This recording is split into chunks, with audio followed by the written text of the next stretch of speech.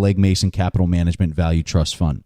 Today, Bill is the founder of Miller Value Partners and manages over $2 billion. Since 2009, Miller's flagship opportunity trust has produced annualized gains of 20.4% annually after fees. So without further delay, we bring you Mr. Bill Miller.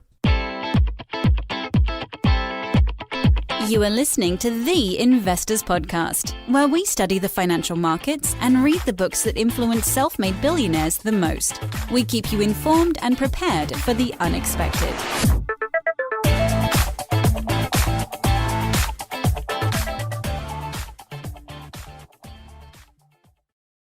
Welcome to The Investors Podcast. Preston and I couldn't be more excited. We're so honored to interview legendary investor Bill Miller once again here on the show. Bill, welcome to The Investors Podcast. Thanks. It's a great pleasure to be here. Thanks for having me back again. Well, Bill, we're very excited to have you back here on the show. So we had our audience help us out with the questions for today's show, and we're really excited to jump right into these. So the first question, let's talk about shocks to the market. We could have a shock to the system like Brexit, trade wars, tax cuts, you name it. How do you approach the evaluation of a stock if you think that maybe the market's overreacting to this news? One specific example that we could talk about is a company called Micron Technologies, which you see right now trading what Stig and I would believe to be a pretty significant discount. But the discount's based on the market's reaction to the trade war. We don't have to talk specifically about Micron Technologies. You could apply this to any case. We're more interested in the methodology that you use to think through how this news impacts investments and how you react to that. One of the things that we try and do is abstract away from, I'd say, the day-to-day noise in the market. The future is unpredictable, so nobody has privileged access into the future. So there's always going to be new stuff that happens. And the market is a real-time information processing machine. So it basically takes that information and incorporates it into prices. What I tend to tell our analysts is, if it's in the newspapers, especially if it's in the newspapers every day, then it's in the price. What isn't in the price are changes from off that base case. Most of the things that people worry about, there's always, whenever you say something about, you think, actually, what about this? What about this? What about this? And it's those whatabouts that create the opportunity, because the whatabouts are always some level of problems that you just enumerated, some Brexit, trade war, that kind of thing. Those usually for us create opportunities because they're fleeting. So we try and distinguish between things that we call like cyclical, and that would include things like recessions. I would agree with Peter Lynch, the great former manager at the Fidelity Magellan Fund, who said that more money's been lost worrying about recessions or preparing for recessions than is lost in the recessions themselves. We saw that last fall when the market went down 20% on no news whatsoever except people's worries. There was no new information at all in the marketplace. It just had a bad May. That also is just part of the normal corrective process. There have been, I think, 25 or 26 corrections of more than 5% in this 10-year bull market. So 2.5 a year. But whenever the market goes down, it went down, I think, 6% in May. People flip out, sell everything, and push prices down, and that creates the opportunity. I'm curious to hear about your thought process. Are you more just thinking, this is not relevant right now, I need to see a bigger change? Or are you not even looking at the price changes and more thinking, what is the impact of this specific event, and then look away from the price change?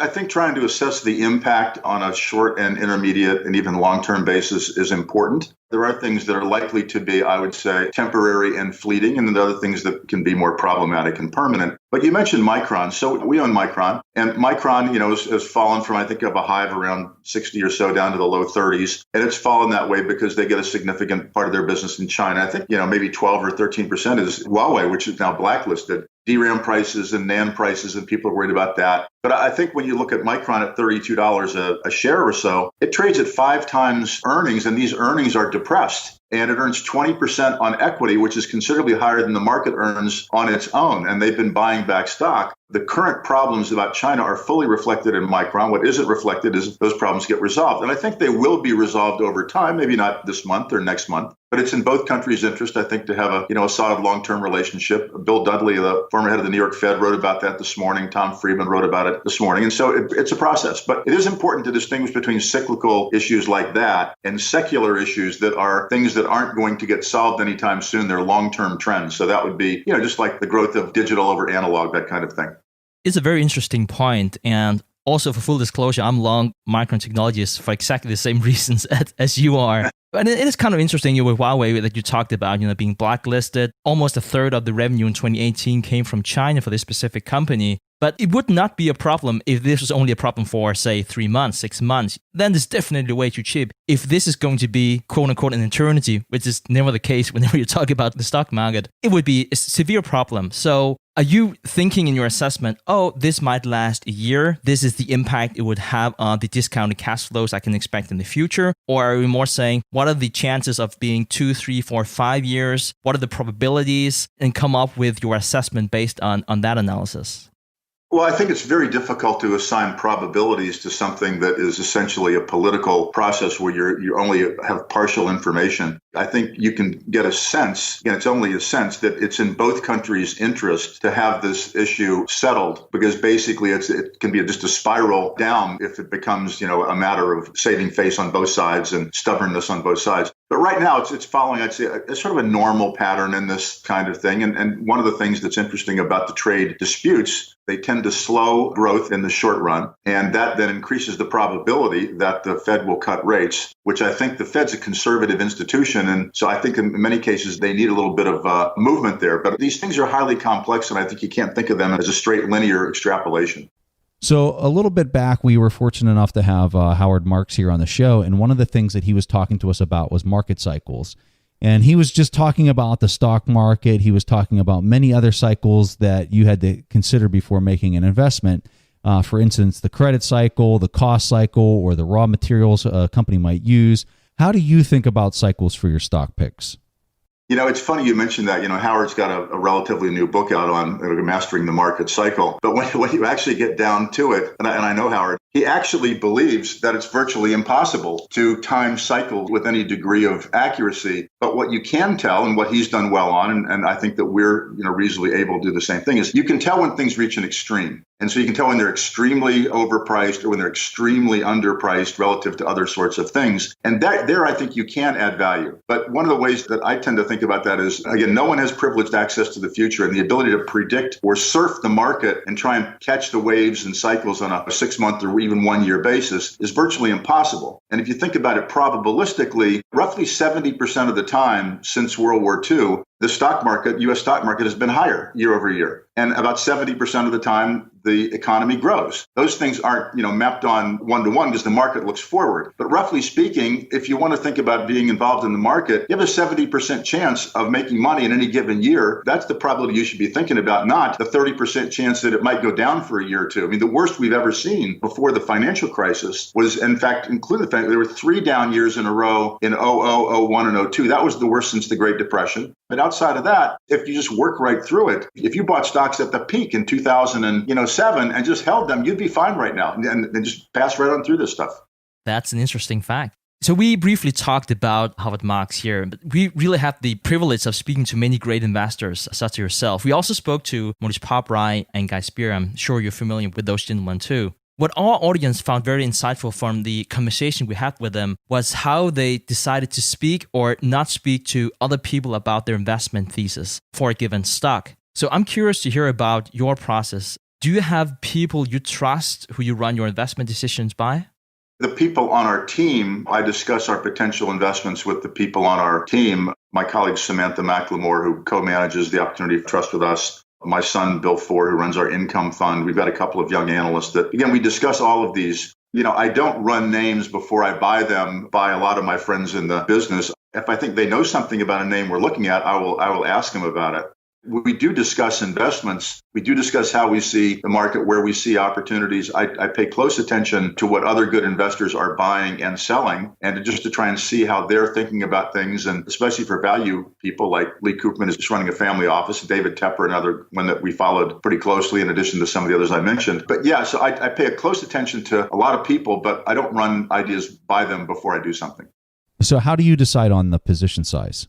It's a question of assessing the risk and reward at the individual stock level and then at the risk at the portfolio level of concentrations and correlations. So, for example, We wouldn't buy probably a 5% position or 6% position going in a stock that we thought was going to triple, because the risk management would force us to sell it because it became too big a part of the portfolio. So we might use then a 3% going in position. It has to do a lot with, as I said, correlations and how we see the opportunities in the overall portfolio. And I'll just repeat again, if we don't think that we can make something as an individual stock that isn't part of a pair, like 3 auto stocks, but if we don't think we can make it a 3% position, we're probably not going to buy it because it doesn't make any difference. What does make a big difference in terms of how we think about trying to add value is what the academics call active share. So the percentage of your portfolio which looks different from your benchmark. And there's a lot of evidence that high active share very much increases the probability of outperforming over long periods of time. Our active share is among the highest in the country at around 100%. Very, very different look in the portfolio from the weightings that the indices have. The problem with high active share and what it comes along with is high tracking error. And a lot of people are happy with high tracking error if the market's up 10 and you're up 30,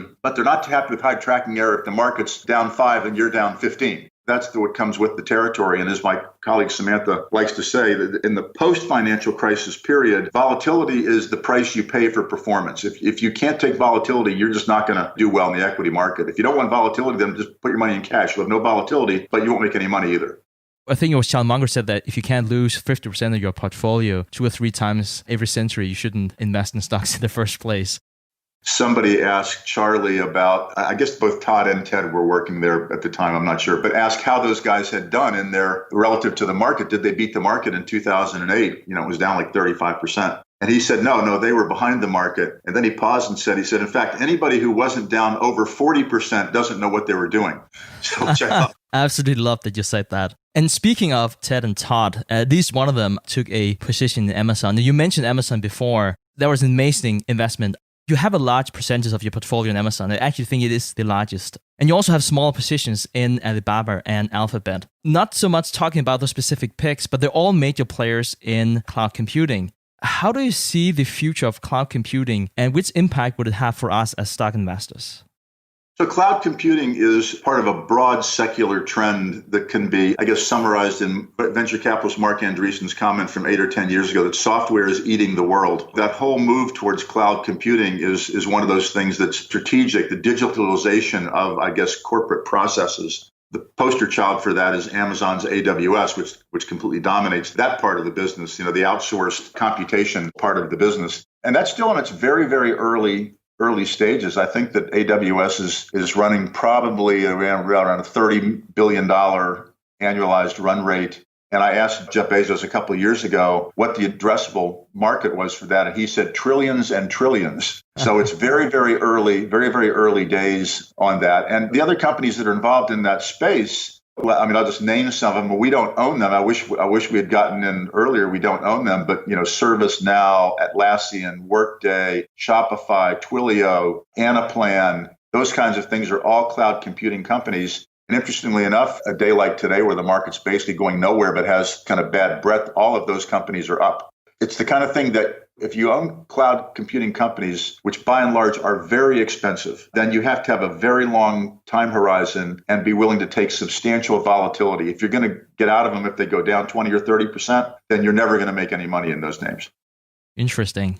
Bill, I was speaking to a friend of mine here the other day, and we were talking about the best value investors. We're very nerdy like that. So sometimes we meet up and we talk about who are the best value investors. Of course, I had to name drop you, and I was super excited I had a chance to speak to you. One of the other guys said, well, Bill Middle is not really a value investor, at least not in the old-fashioned sense. Like he bought Bitcoin and he bought Amazon. And for a lot of value investors, they might be thinking, wow, that doesn't really make any sense. And you really bought them at a really, really good time. Without perhaps talking necessarily about Bitcoin, it's talking about Amazon. How are you thinking about, let's call it emerging modes of companies or securities in general? Those two are probably pretty decent examples. I'll give you another one of how we think about that. I would first of all dispute the notion that we're not value investors. I would say that we're not simple accounting-based factor value investors. So anything that can be put into an algorithm can be replicated, and therefore any advantage of those factors can be arbitraged away, which is why the old Ben Graham, stuff of low PE, low price to book, low price to cash flow, it hasn't worked in probably 25 or 30 years because it's so easily replicated. Buffett and Munger have both talked about They'd much rather pay up for a really good business than buy what Warren calls a cigar butt that's super cheap on the accounting factors. I'd say where we might have differed is we're always trying to buy things that trade at a large discount to our assessment of intrinsic business value. And intrinsic business value, in the classical value investor's definition, John Burr Williams' theory of investment value, is the present value of the future free cash flows of the business. It's not a low PE on the current earnings of the business. It's the present value of the future free cash flows. And Warren's talked about this over and over and over again. When we looked at Amazon, for example, and one of the things that we figured out with Amazon early on was that the GAAP accounting measures, PE, price to book, price to cash flow, had very little relevance to Amazon. And I can perhaps best explain that by looking at something that we've already seen how it came out, like John Malone, the great cable investor who owned was the CEO of Telecommunications Inc. for 25 years. And if you put $1 in TCI when he became the CEO and held it for the 25 years that he ran it till he sold it to AT&T, that $1 became $900. And he never reported a profit in 25 years. There was a lot more to value creation than reporting GAAP accounting profits. And one of the things that I like to say is that there's a reason that they're called generally accepted accounting principles and not divinely inspired accounting principles or immaculately conceived accounting principles. They attempt to get at something more fundamental, which is the underlying economics of the business. And so that's the kind of thing that we're looking at. And I would say I talked to Warren about the airlines when they were, in fact, asked a question at the Berkshire annual meetings in 2014-15 about them. And he had famously said many times that, he was a member of AA Airlines Anonymous, where anytime he thought about getting an airline, he, got himself out of that. But then what happened was that things changed and the industry consolidated and the incentives were different. And now he owns, big positions in Delta and the other airlines. So I think you have to it's a great example of being flexible and adaptive and trying to understand how things will change. Now, I'll be much less long-winded, and I mentioned Bitcoin and another company, Intrexon, which we own. Both of those I considered interesting technological experiments. That is to say that the value of those businesses is purely the value of Bitcoin and the value of Intrexon. It's got products on the market such as the so-called Arctic apple, which doesn't brown, and a salmon, which grows at twice the rate of other salmon and uses half the feed. That company's a portfolio of real options on a transformative technology called synthetic biology. None of that may work to justify the current 700 million market value. But if it does work, if even a couple of those things work, then that 700 million market value could be 70 billion. The probability distribution, the probability may be low, but the payoff is very high. And so the position sizing on something like that for us would be a small position, because if it doesn't work, if it goes to, it won't go to zero, but if it just never goes up, right? It'll cost us then the opportunity cost of having something that didn't work. With Bitcoin, it's even more different because Bitcoin is something that can very well go to zero for a wide variety of reasons. But so far it hasn't. And, it's now around $7,500. I mean, it came out at about a nickel or a dime. And so it's been probably the best performing investment opportunity of the past 10 years in the overall market. It could still fail. I think there's so much venture capital money going into it. And I know that many of the great investors and business people have been very skeptical of Bitcoin.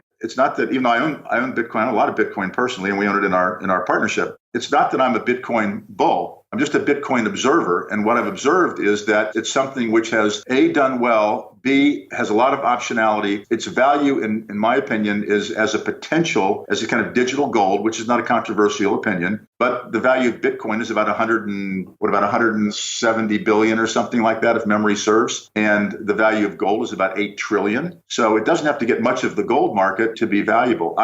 People say it's not a currency. It can be a currency. It's a very bad currency. I mean, the Venezuelan currency is a currency. The German mark in the 20s was a currency. They're just terrible currencies. So Bitcoin is not a good currency right now. And it's not a good payments mechanism right now. It may never be. And it may never work out. But again, the potential market value of it is so large that if you put money into it that you can afford to lose, it's an interesting experiment. And one of the things interesting about it is that even though all those great titans of finance have been and still are skeptical, I think Howard Marks has come around a little bit on it. But one thing that's interesting is that there's a group of people who have not dumped on it and who are bullish on it. And those are the venture capitalists. And those are the guys whose job it is to look at brand new technologies and decide if they're promising. There are many venture capitalists that don't have a position in Bitcoin, but many of the very best venture capitalists have significant positions. And it's telling to me that that's in their wheelhouse. That's what they're paid to do. Mr. Buffett isn't paid to look at brand new technologies and opine on which ones are going to work. So it's hard to find a venture capitalist that thinks it's rat poison or whatever Warren called it. Bill, let's talk about investor behavior. Since the financial crisis, there's been hyper focus on managing risk. At the same time, many financial historians are familiar with John Maynard Keynes and the idea of that he called irreducible uncertainty, which equals inherent financial instability. I'm curious to hear your thoughts on some of these ideas and how you approach these important concepts in your own investment approach.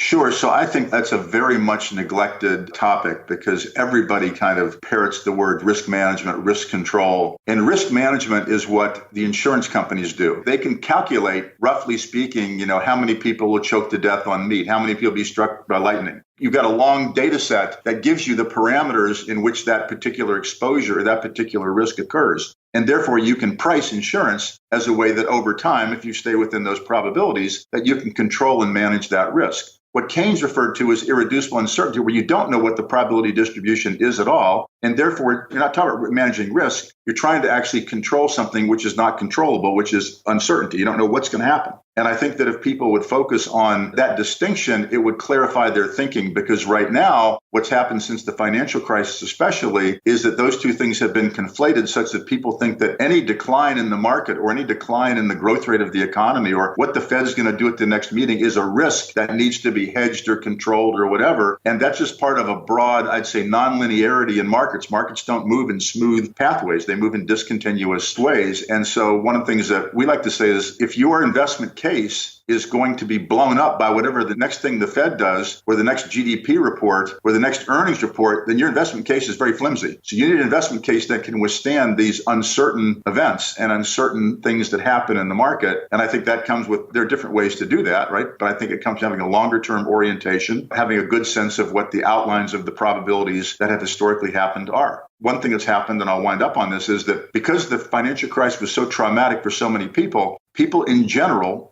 and that includes professionals as well as individuals or retail people, have been risk and volatility phobic. We've done wonderfully well in the 10 years that ended through the first quarter of this year. I think you top 1%, I think. If we could boil it down to one thing, it was recognizing that the mental scarring of people of the crisis was similar to that which occurred during the Depression. And therefore, they would be much, much more risk averse and much more conservative, and they would overestimate risk, and perceived risk, therefore, would be much higher than real risk. And so if you tilted your portfolio towards high perceived risk, you actually did very well because the real risk behind that were much, much lower than the perceived risk. That's still going on today. So I think there's still an opportunity in that space today. And there will be until the big gap between the 10-year treasury at 215 or 220 and stocks at around, 17 times earnings. So bonds at 40 times or close to 50 times a cash stream that doesn't grow versus stocks at, at call it a 7% or 6% earnings yield that will grow 5% a year is radically too wide historically. And again, Buffett has said this, and people don't pay much attention to it. When they ask him if he thinks stocks are expensive, he says stocks are ridiculously cheap compared to the alternatives. And I would agree with that. So which is why we're fully invested in stocks. Bill, it's truly an honor having a chance to speak with you, someone who is following value investing and has been following it for quite some time. I think for the next question, it would not so much be an investment question. With all of your experience, what piece of personal advice would you like to pass on to the next generation of value investors? I would say, first of all, if your psychology is such that value investing makes sense to you, the idea of buying something at a significant discount to what it's worth, for many people, that doesn't make sense. Sir John Templeton told me, several decades ago that he said that there are two types of investors out there. Investors they call outlook and trend investors. They want to know, what's the outlook for the market? What's the outlook for the company? What trends are we seeing out there that we can take advantage of? And then he said there are price and value investors who want to know what's the value of this particular investment, what's implied in the price. And he said 90% of the people are outlook and trend investors. They just react to changes in outlook and trend. And only about 10%, are value investors. So if you find yourself in that value investing camp, then I would say a couple things. I would first study the investors that you admire and that are most like you in terms of your psychology. Value investors come in many different forms. Second, I would say to understand, you've got to, as Buffett has done so brilliantly over his long, long career, you've got to adapt and you've got to learn. Don't become dogmatic or ideological about things. The world changes, technology changes, things change, and there's always going to be opportunities to exploit discrepancies between price and value. But it's very important, I think, to distinguish between cyclical and secular trends. If you look at secular trends, those are trends which are not going to reverse. We're not going to go back to horse and buggy. We're not going to heat our houses by candlelight anymore. And Sears and J.C. Penney and Montgomery Ward and Woolworths aren't coming back. So that's secular decline. And that's the kind of thing that the market really hates, because very few companies can arrest that, even though they all try and, work their way out of it. So you want to be in a case where you're not in secular decline. Ideally, you're in secular growth, but you don't have to be in that. All you have to do is have stuff that, roughly speaking, is not in secular decline, isn't a cigar butt, as Warren calls it. In the rest of that universe, then I think most normal valuation techniques and most abilities to assess cash flow, free cash flow, capital allocation can work and add value. But the biggest thing that can be exploited for value investors is behavioral tendencies, how large numbers of people react to specified events. And I'll just end on this thing by saying that we've said for many years, if you don't know your competitive advantage as an investor, then you don't have one. There are only three sources of competitive advantage. One is informational, where you know something that's material that nobody else does. Extremely rare, and the government doesn't want you to have that, right? That's what people go to jail for if they get that illegally. And then second is an analytical advantage, which is that you don't know anything that anybody else doesn't know, but you place a different level of importance on it to what other people place on it.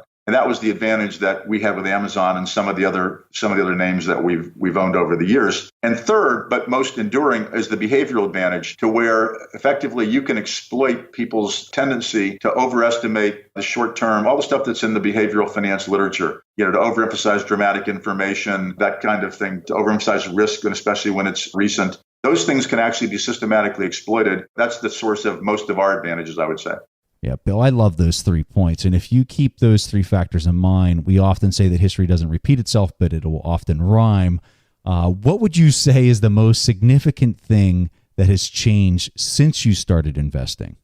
Well, when we started our fund in spring of 1982, at the time, that was the worst recession since the Great Depression. We had come off of interest rates, which were 14% in October of 1981. You could buy good quality businesses on the New York Stock Exchange at 4 times earnings with 7 or 8% dividend yields. At that point in time, the classical Ben Graham value investing, low PE, low price to book, low price to cash flow, worked brilliantly. From the time we started our fund until through 1986, before the crash of 87, we were the single best performing fund of all mutual funds in the country. Peter Lynch's Magellan was number 2. Classic factor-based value stuff. That all began to change around 1990 or so, when Microsoft came public and some of those other companies, as technology became a much more important force in the overall market. And I'd say that's been a secular change, which is continuing and is still underway. And so, for example, if you look at the automobile industry, which is undergoing tremendous disruption right now, and so, fewer people are driving, for example. But so electric vehicles, though, are in a secular growth mode, but the overall auto industry isn't. You're going to have declining demand for fossil fuel cars and increasing demand for electric cars. But that's in the context of an industry which is under tremendous pressure. And I think sorting those things out and keeping track of that is important. Fantastic. Bill, thank you so much for taking time out of your calendar to speak with us. I guess I just have one more question for you. Where can the audience learn more about you and Miller Value Partners? We've got a couple of websites. If you look under Miller Value, that will take you there. And we've got, as I said, several products: an income fund, opportunity fund, a partnership, and a deep value product. We'd welcome anybody's interest as long as they are actually long-term patient investors. We're not terribly interested in having people who are either chasing performance or who are trying to jump in and out of the market because they think they can pick off a couple points here or there. I love that you say that. And we'll definitely make sure to link to all of these sites and the different funds here in the show notes. Bill, I'm sure I speak for everyone when I say thank you and just wow. We always learn so much every time that you come on the show, and we just truly treasure these conversations. Thanks, and enjoyed it, and you guys do great work, so keep it up. Thank you, sir. All right, so at this point in time in the show, we'll play a question from the audience, and this question comes from Shane. Hi, Preston and Stig. Shane here from Ireland. I've learned much of what I know from your books, podcasts, and YouTube series. Keep it up. Thanks a lot. You've mentioned in the past, for instance in your talks with Dr. Richard Smith, that you augment your value investing strategy to also consider momentum. And you're not the only investors who do this. This is done using technical indicators such as MACD, stochastic, and moving averages. I like the idea of adopting momentum as it would likely yield me better returns than catching a falling knife or selling my winners. However, I feel intensely uncomfortable with using technicals as I'm value to the core and don't want to be trading in and out. I'd love to hear more on this topic. I'm wondering how you implement a momentum strategy and which indicators you use. Do you use it as a buy signal or also as a sell signal? Keep up the great work. Love every minute of the show.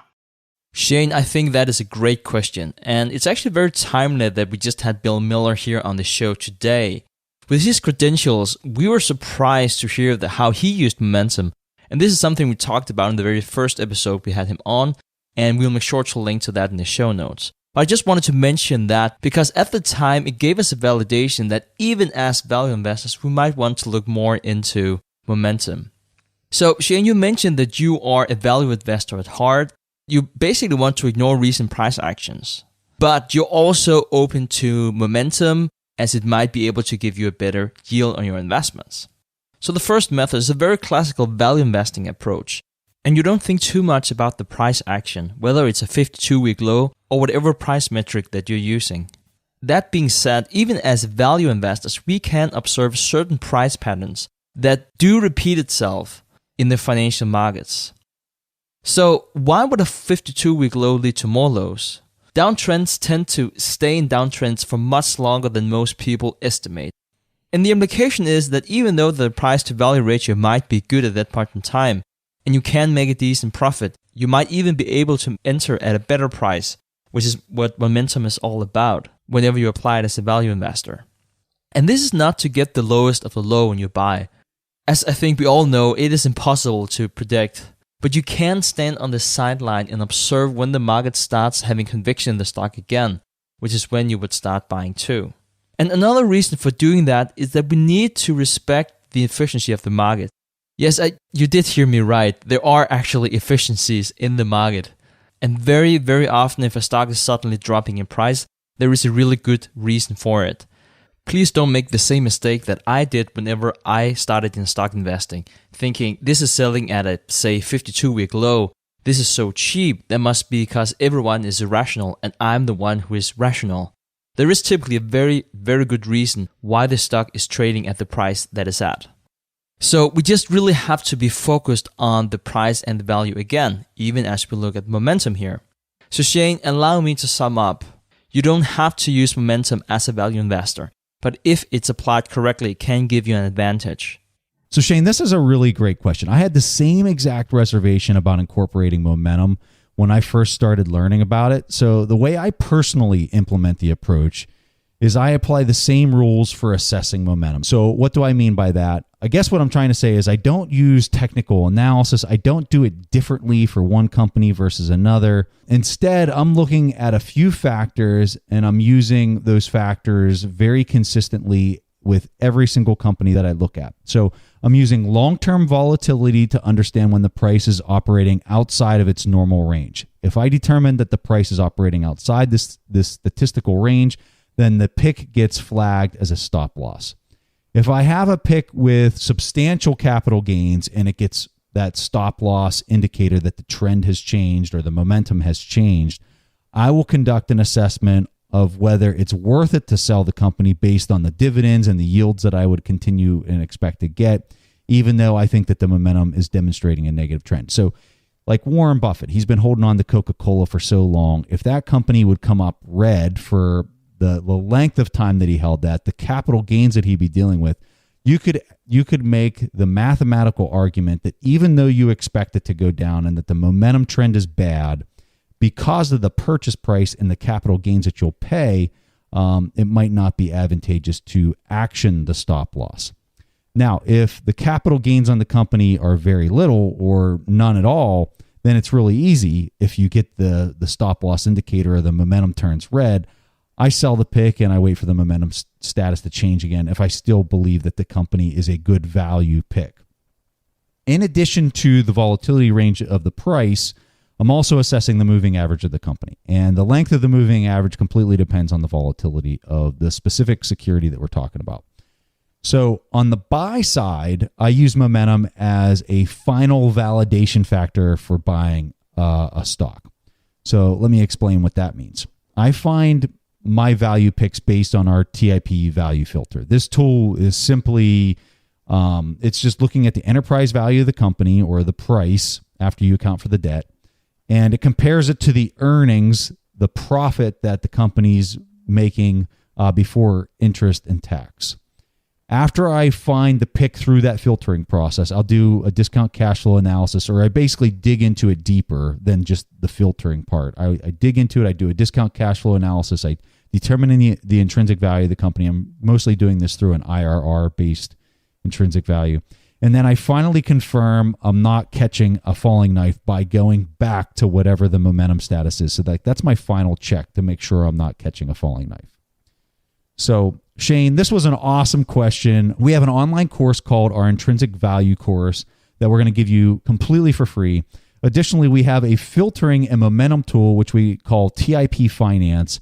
And it does all this hard work that I just described for you by calculating whether something has a positive or negative momentum trend. And it also does the deep value filtering that I talked about. We're going to give you a year-long subscription to TIP Finance completely for free.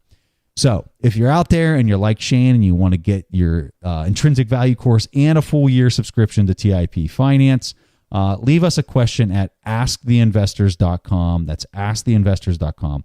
If you're interested in these tools, simply go to our website, theinvestorspodcast.com, and you can see right there in our top level navigation, there's links to TIP Finance and also the TIP Academy where you'd find the intrinsic value course. So Shane, thanks so much for asking such a great question. All right, guys, that was all the Preston and I had for this week's episode of the Investors Podcast. We see each other again next week. Thanks for listening to TIP. To access the show notes, courses, or forums, go to theinvestorspodcast.com. To get your questions played on the show, go to asktheinvestors.com and win a free subscription to any of our courses on TIP Academy. This show is for entertainment purposes only. Before making investment decisions, consult a professional. This show is copyrighted by the TIP Network. Written permission must be granted before syndication or rebroadcasting.